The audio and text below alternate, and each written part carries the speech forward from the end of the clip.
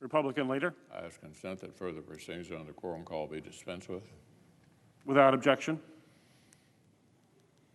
Something disturbing is happening in Washington this week. A group of politicians are trying to set aside election results, overrule American voters, and break our institutions to get a political outcome they want.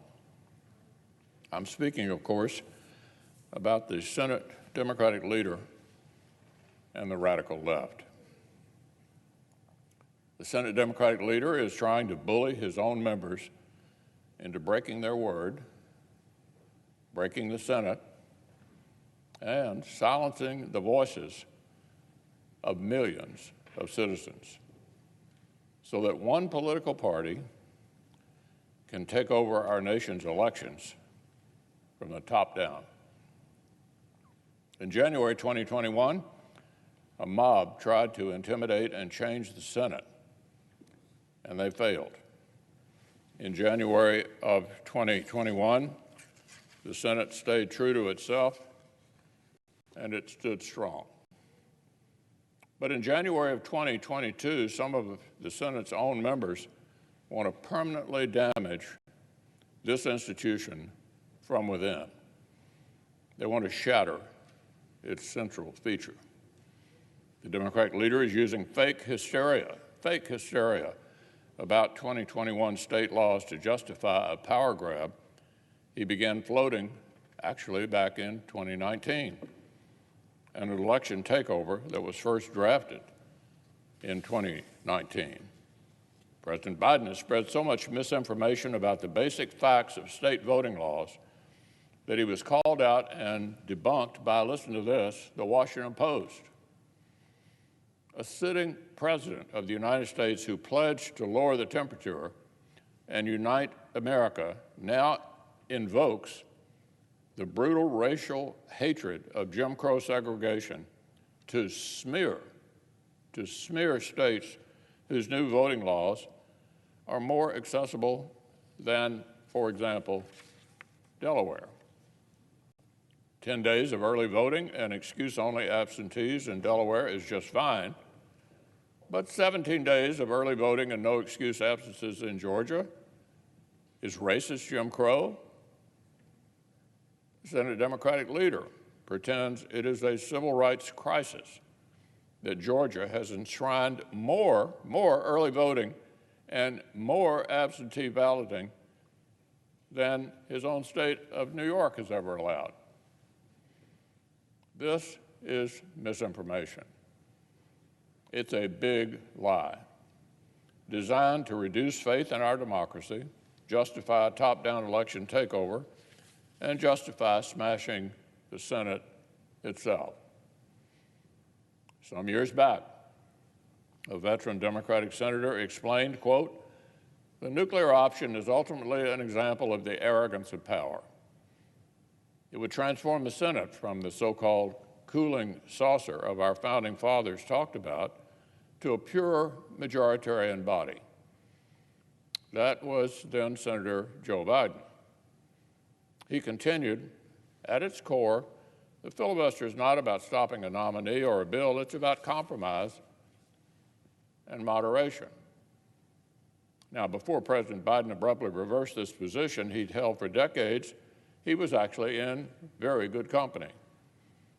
Senator Robert Byrd of West Virginia, the legendary Senate institutionalist, was this crucial tradition's fiercest defender. The current Democratic leader has tried to invoke Senator Byrd in support of his push to vandalize the Senate. This is more misinformation. Senator Byrd went out of his way to rebut Leader Schumer's arguments years in advance. Here's a direct quote from Senator Byrd. "Proponents of the so-called nuclear option cite several instances in which they inaccurately allege that I blazed a procedural path toward an inappropriate change in Senate rules. They're dead wrong," said Senator Byrd, "dead wrong. They draw analogies where none exist and create cockeyed comparisons that fail to withstand even the slightest intellectual scrutiny, end quote. That's how Senator Byrd felt about it. Down to his final public statements before his death in 2010, Senator Byrd was completely consistent. Quote, I oppose cloture by a simple majority because it would immediately destroy the uniqueness of this institution. Minority rights would cease to exist in the U.S. Senate, end quote. Senator Byrd shortly before his death. The Democratic leader knew how to serve and protect the Senate. That Democratic leader knew how to serve and protect the Senate.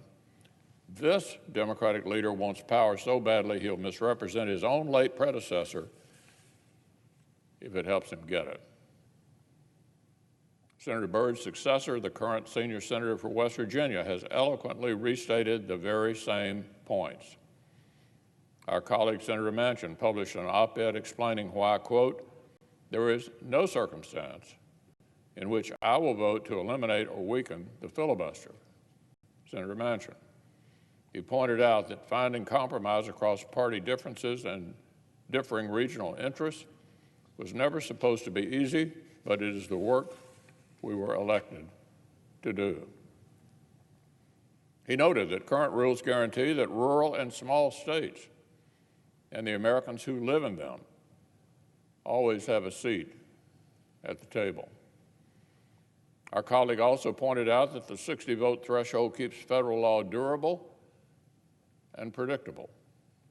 Quote, if the filibuster is eliminated or budget reconciliation becomes the norm, a new and dangerous precedent will be set to pass sweeping partisan legislation every time there is a change in political control. Our nation may never see stable governing again. This has been a key point for senators on both sides going back generations. In his farewell address before retirement, our former colleague Lamar Alexander put it this way.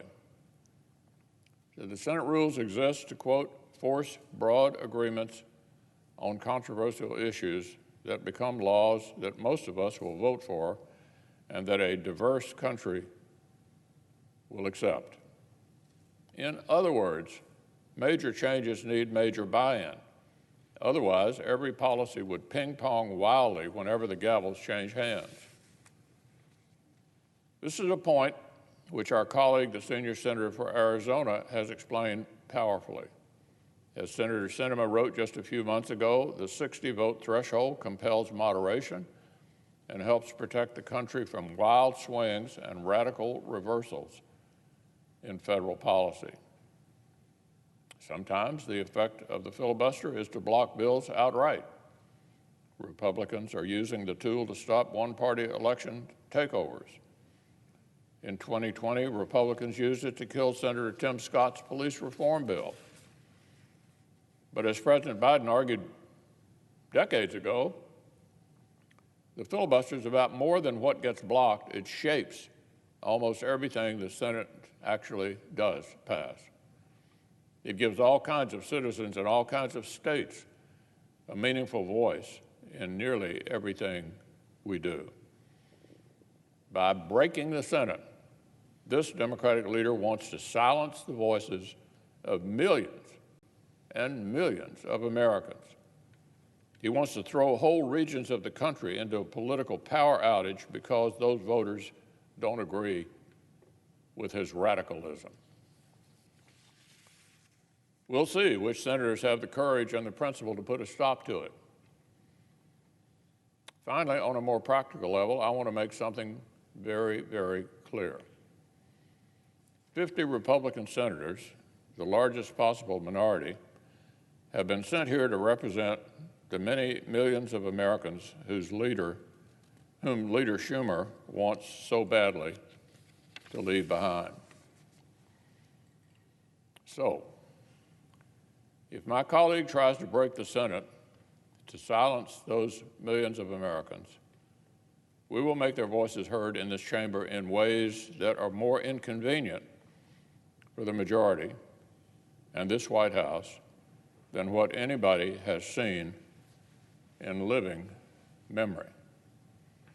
Last year, the Senate passed major bipartisan legislation on infrastructure, on hate crimes, on government funding, on competing with China. Last year, senators helped speed through non-controversial nominations. So what would a post-nuclear Senate look like? I assure you, it would not be more efficient or more productive. I personally guarantee it. Do my colleagues understand how many times per day the Senate needs and gets unanimous consent for basic housekeeping? Do they understand how many things would require roll call votes? How often the minority could demand lengthy debate? Our colleagues who are itching for a procedural nuclear winter have not even begun to contemplate how it would look.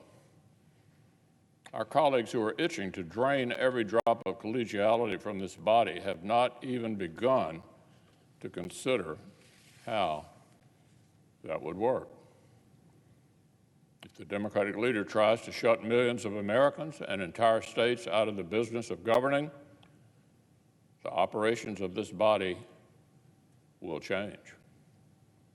Oh, yes, that much is true, but not in ways that reward the rule breakers, not in ways that advantage this president, this majority, or their party.